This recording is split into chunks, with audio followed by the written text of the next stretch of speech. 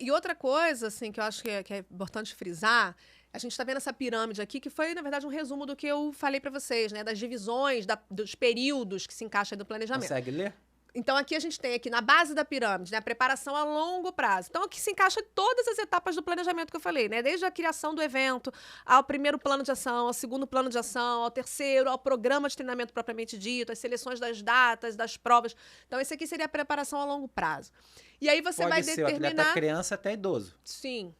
E aí você vai determinar o ciclo que vai ser concluído isso, porque às vezes a preparação a longo prazo, mais uma vez, ela não se encaixa em apenas uma temporada. Às vezes você tem 2 temporadas, a programação é de 2 temporadas e você vai fazer 2 periodizações, que pode ser anual, tá? Que é o mais comum o ciclo anual, tá? Não é o único, é o mais comum. Bom, e aí dentro desse ciclo anual, 365 dias, você vai ter os 12 meses ali para trabalhar com aquela equipe ou aquele atleta.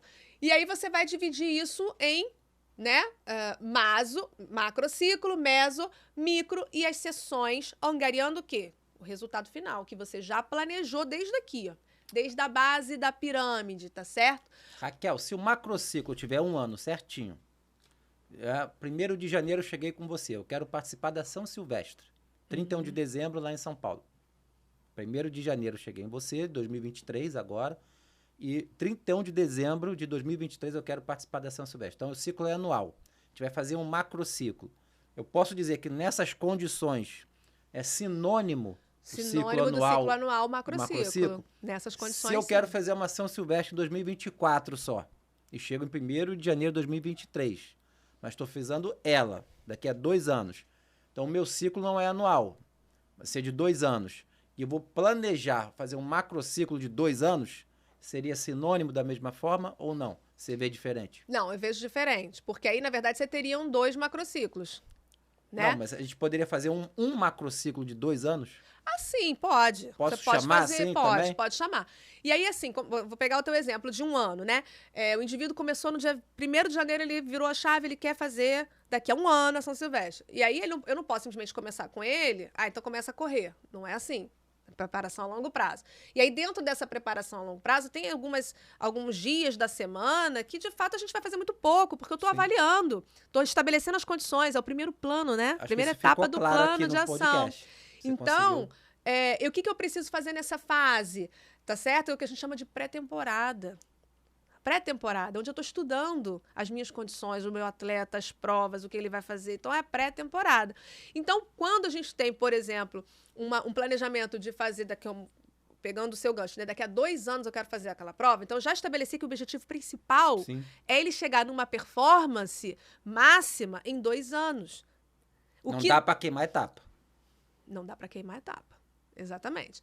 E aí, eu preciso, então, fazer quebrar essas organizações de uma forma bem planejada, bem proporcional. Então, aí eu teria 2 temporadas nesse ciclo. Né? Nesse ciclo, essa preparação, eu teria ali 2 ciclos anuais, que não seriam 2 anos completos, digamos assim, mas seriam 2 temporadas de ciclo, tá certo? Então, eu iria estabelecer, né, meu macrociclo para a primeira temporada, que provavelmente não vai ser o mesmo período do macrociclo para a segunda, meso, micro, a sessão, né, de treinamento. O microciclo seria ali aquele período de uma semana. O mesociclo, normalmente são meses, semanas. A denominação, né, a nomenclatura, ela puxa ali para meses, mas como eu falei, na verdade a gente encara isso como semanas. Então, o mesociclo, ele tem quantas semanas? Sim. Tá? Ele pode ter 4, ele pode ter 3, ele pode ter 6, tá certo? Então, normalmente, ele fica ali, o conjunto da ópera, ele fica ali, a gente planeja de 4 em 4 semanas, que daria um mês. Tá? Mas normalmente, ele pode... o monitoramento em termos de exame laboratorial, exame pode a cada mesociclo. É planejado em função do mesociclo. Ele é planejado prioritariamente em função da fase.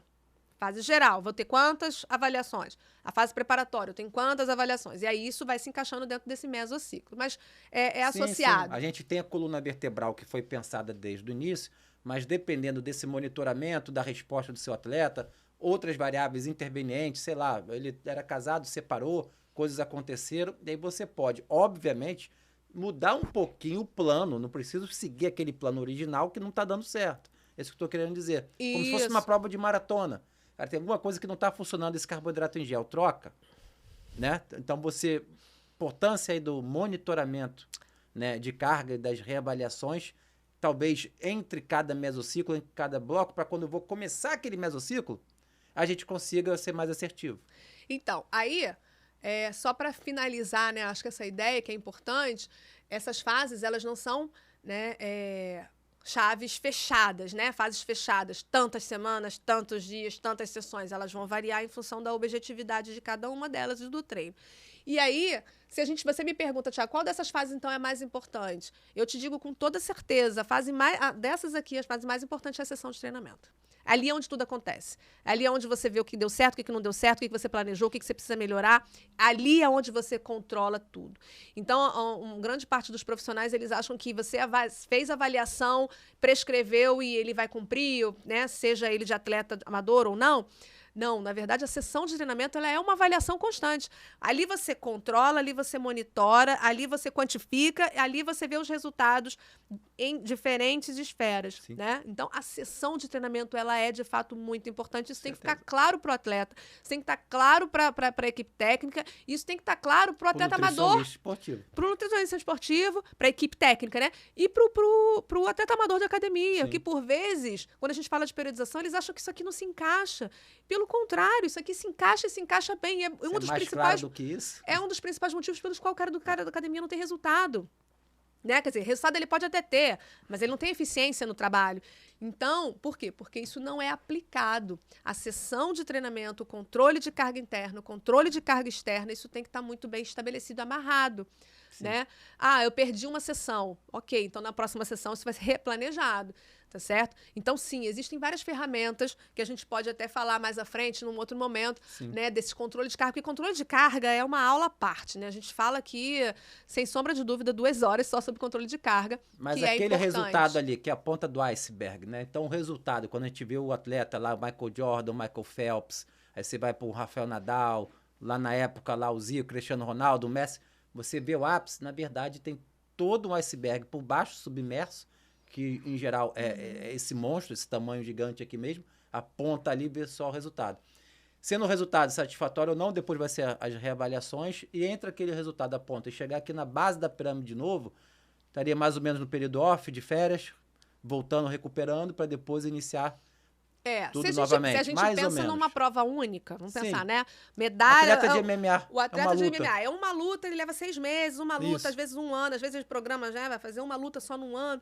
Então, aquele resultado ali tem que ser o resultado da luta, da prova dele primordial. Mas, por vezes, né, em subfases aqui, ó, do macro para o mesociclo, você tem, como eu falei, escalonamento de provas, né? E aí, às vezes, você tem que dar esse período de recuperação entre um mesociclo e outro, tá certo? Sim. E isso é uma das particularidades do gesto motor, da modalidade, etc. Né? E aí, a fase de transição, que é essa fase onde você estabelece novas metas, onde você recupera um indivíduo, onde você mantém o que você construiu, né? São fases importantes para evitar ali o que a gente chamou do super treinamento, dos efeitos negativos do excesso de treinamento, etc. Até pensando só em treinamento, mas você imagina você abdicar, né, de toda uma vida, de todo um processo só em função disso, de uma prova, de um resultado, tá certo? Então, os atletas... É o propósito de vida dele. Os atletas precisam ter esse momento também de paz, né? Como qualquer um, né? Qualquer trabalhador não precisa de férias, o atleta precisa de férias também, tá certo?